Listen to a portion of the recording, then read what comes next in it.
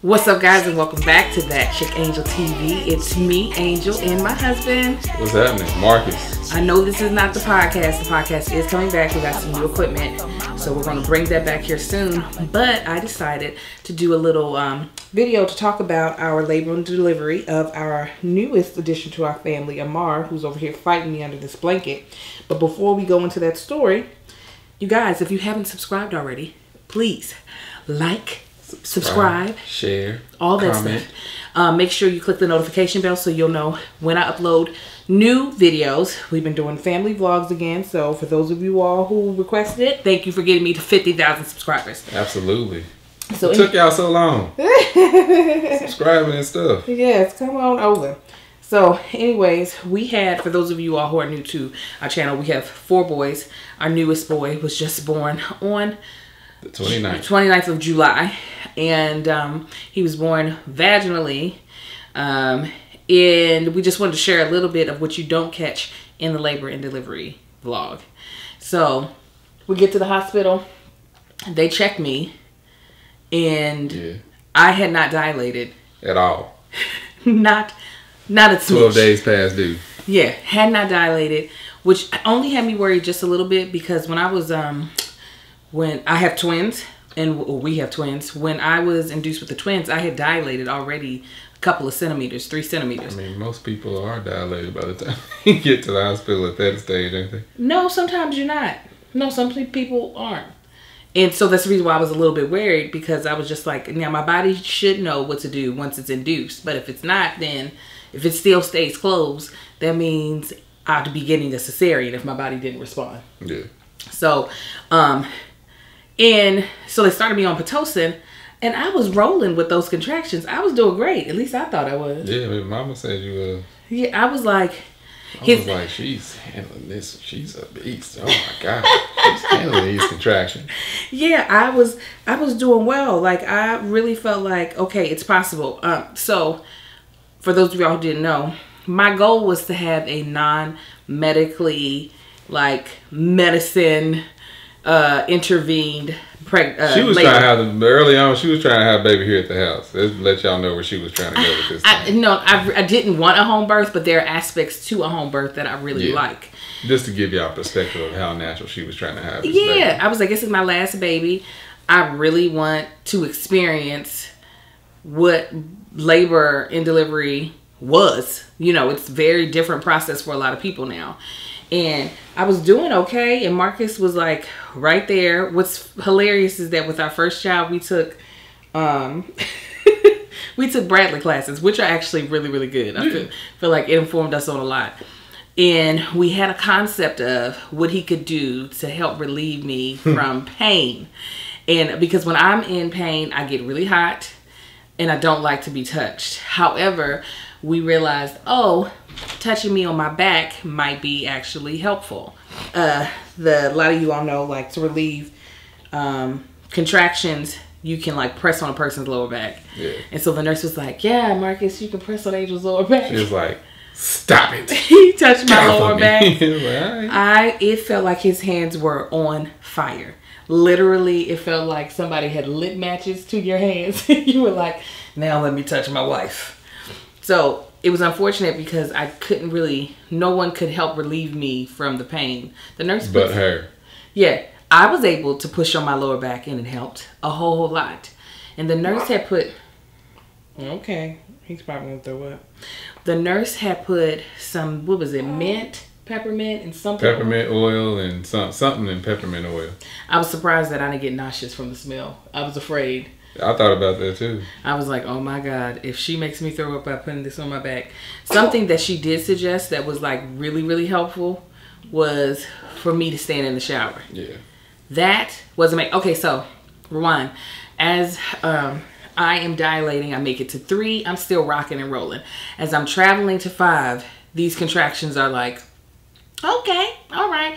And I had the big idea of, you know what? Because we were trying to have the baby before his mother left. His mom had unfortunately came in the Monday prior, thinking we were going to already have the baby. Yeah, we figured he'd be here for about a week and a half by the time she got here. Exactly. And so it's now the following Monday after her flying in, and she's scheduled to fly out that day.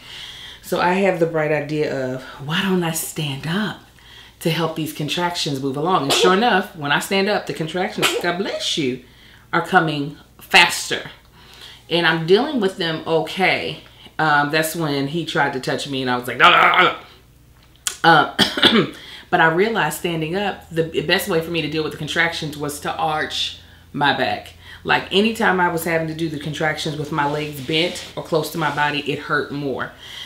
So as it progressed, I'm standing up through a lot of the labor. And my legs and my feet are like, B, what the hell are you doing? So when we were in the shower, it felt so good. Ugh. But I'm standing. So my feet are so tired. As soon as I got out of the shower, that's when crap hit the fan.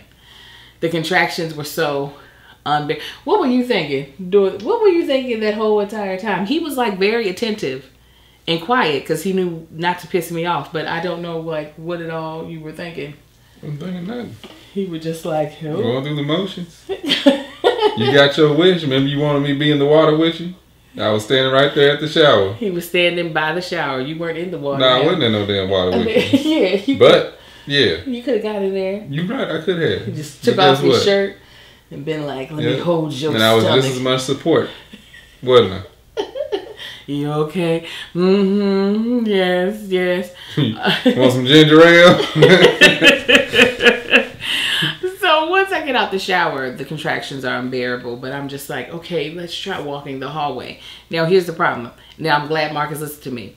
I told him, bring our tower fan to the hospital because... Walked in there. This big old tall black fan. Huge. A couple of people commented like, y'all prepared, ain't you? Like, yeah, we done this before. Listen, I needed the fan because like I said, when I'm in pain, I get hot and I need a breeze to cool me down. Because if not, if I get overheated, I'm going to throw up. So I was like, okay, let's walk. Let's see if we can get me to 8. Like I was just like, in my mind, I thought if I can get to 8, I can make it to the end of this. The Pitocin is cranking. Yeah. So Marcus, he can't figure out a way to close the back of the gown. Oh, yeah. I don't know nothing about no hospital gown, so I rig it up. He was like, my booty and everything was just too big to close. Yeah, no, it wasn't even like, the thing was only draped around her neck and like hanging in front of her. It wasn't wrapping around her nowhere. Angel was like, let's just go out in this hallway. Yeah, they were going to like, see all my tail. Families out here. All the blood running down my legs. Yeah. Drenching her socks, and she trying to walk down the hallway in the hospital. Oh my God, because my water broke on its own while I was standing up dealing with contractions, and I was just letting it flow down. So marking the hallways of the hospital. So they put another gown on the back of me. So but they laughed at my concept. Heifers. Yeah, they did. They did. I said, did you do this? Yeah, I did that. Like I'm supposed to know how a double gown's supposed to work. So you got strings, I just tied them all together. The problem is that the double gown was causing me to be hot, and we couldn't take the fan with us in the hallway because it's a plug-up fan. So we should have brought extension cord. Yes. Oh, and I would have made you 100 foot. I've been like, that's right. Keep it with me. Keep it with me. So we're walking the hallway. I make it up the hallway and back. That's all I can do because I'm too hot. We get back in the room. My legs are hurting. So I was like, I'm going to lay down even though I know the contractions are going to hurt worse. And I'm like, I'm about to throw up because I'm not cooling down fast enough. So they give me a little bag to throw up in. The problem is that once I start throwing up, I start peeing on myself. And I'm like, Marcus, Marcus, I'm peeing on myself. She's talking about peeing on herself. There's blood all in the goddamn hospital bed under the little mat, on the little pad or whatever they put there. I'm like, yeah, don't worry about that pee. It's a lot worse stuff down there. No, but like that peeing on yourself is not necessarily a part of labor. But shitting is. Yes, it is. But you not know, that's fine. Do you know there's not a person walking this planet that would take shit over piss? Nobody. Well, if it's a part of the process, it's a part of the process.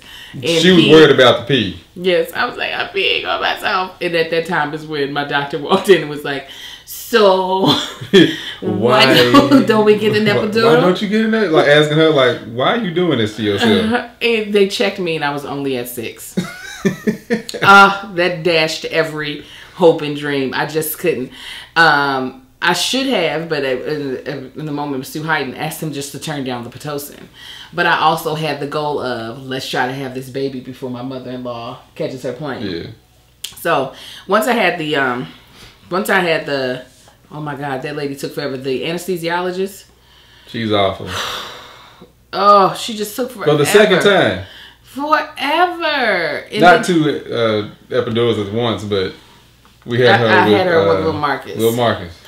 She just took forever, 45 minutes to give me an epidural, and I have to be still through these now. The twins doctor, he was in there. It was all of 15 seconds. He was. They didn't have me leave the room. He was so quick, so efficient. It just took her too long, and she was just snippy with the. I was just like, oh my God! And then I was in there by myself. They made my family leave. So, anyways, once that happened, I was able to rest. Did you take a nap after I finally got the? No. Oh, yeah, you did. No? No. Oh, okay, I thought you did. But I could still feel the contractions with the epidural. You was napping. In between them contractions were waking me up there for a second because they hurt. Yeah, they was putting you back to sleep when they was over with.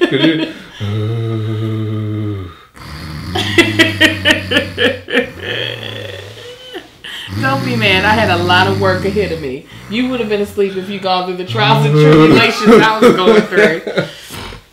But I could feel the contraction still, and then I felt when I reached 10, I could feel the baby, like I could feel like I needed to push out a big old fat turd, and there was like nothing I could do about it. I was like, it would feel so good right now if I could just bear down and push. And sure enough, they came and checked me. They were like, oh, you have a little bit of a lip, like there was a little bit of my cervix covering of just a tiny part of his head. And like 5 minutes later, it was completely gone. So the one thing after pushing and stuff that we noticed that we didn't realize. Did you realize in the moment that there was a cord wrapped around, or not till you watched the video? No, I knew it when it was happening. I didn't know why he stopped, but once I saw him pull the cord, I was like, oh, that's why. So, I don't know. Still don't know how he figured it out. The cord was wrapped around the baby's neck twice. So I actually pushed him out to the point of where he was crowning, and then the doctor actually pushed on my butt to just get his head to pop out of me. And once the head was out, he went ahead and clipped the umbilical cord, which was around his neck, and cut it and unwrapped it. It was wrapped around there twice. I didn't realize this until after I watched the video footage because I couldn't see over my belly. And we're still trying to figure out how the doctor knew.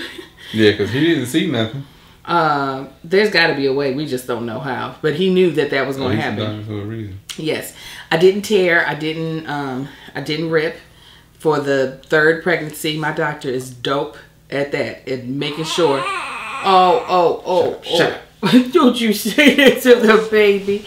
My doctor is dope at making sure that doesn't happen, which has always been great. And always been great for our sex life, because he probably wouldn't get no nookie at all, even after the 6 weeks was up. Problems. Well, problems they would barely made it this week. We were gonna make it this week. Whatever. So, like, even though you still wearing diapers, girl?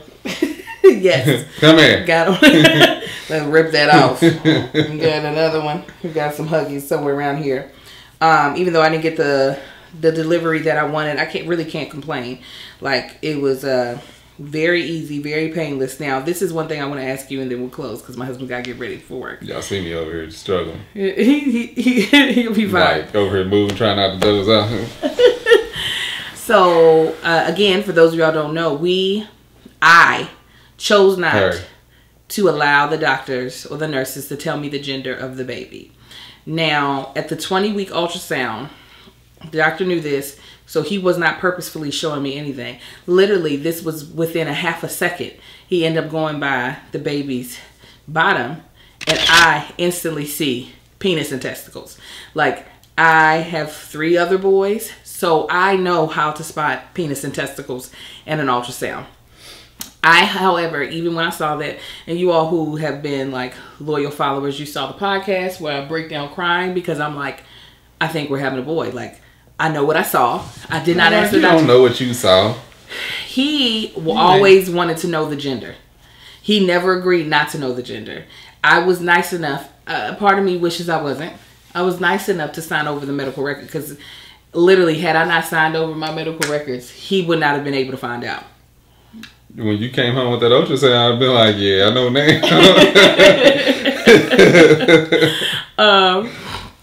now. So he had found out prior to me from my blood work. Because of my age, I had to do all the genetic testing. So anyways, in your mind, going through this whole pregnancy, first of all, tell them how you felt when you found out it was a boy, because he found out before. Oh yeah, all the emotions that she went through for about a week, I went through it all in my truck. Well, I wasn't that mad, I wasn't that upset, but it was a little sad and depressing. You realized we wasn't getting a girl. And then did you shed a tear? No, I ain't shed no tear. Okay. It was just like a down moment. And I went through it for about a day and a half, 2 days by myself.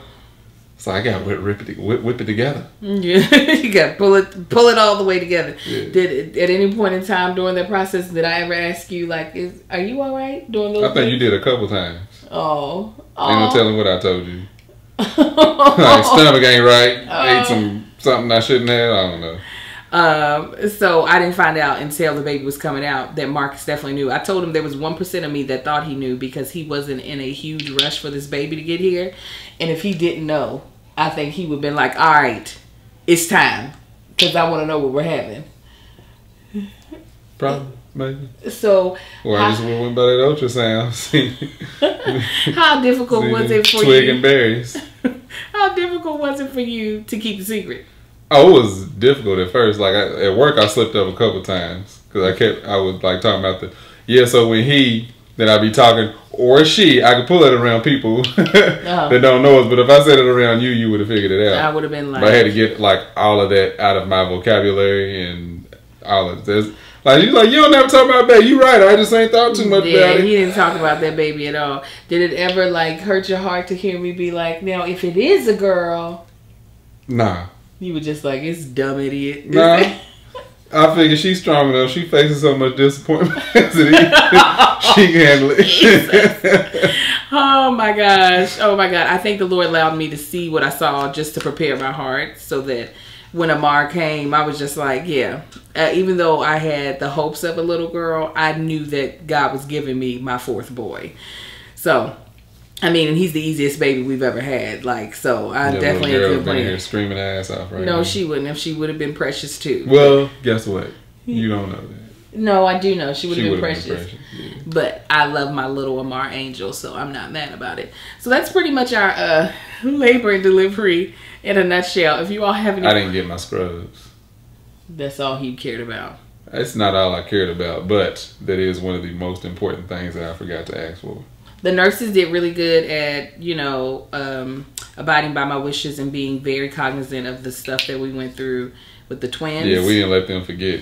Yeah, and she makes sure she reminds us, I am doing with the fundal massages, making sure that my uterus was contracting. Are you contracting the uterus though?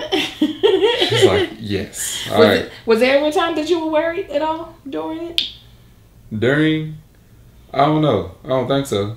You were cool as a cucumber? And for real, or were you just faking being cool? I don't know. I don't remember. I know leading up, like the 3 weeks prior, yeah.